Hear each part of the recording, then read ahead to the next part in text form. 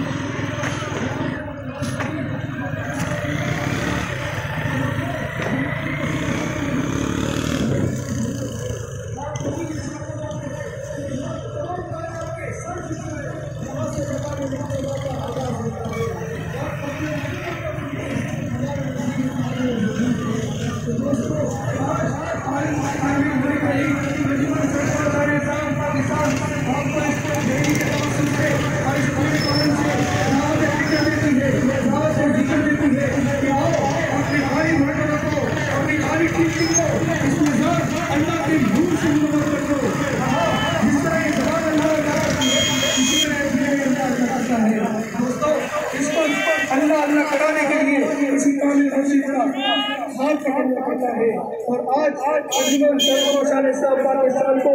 एक तुरियात हासिल है कि उनको एक ऐसे ही मर्द नवंदर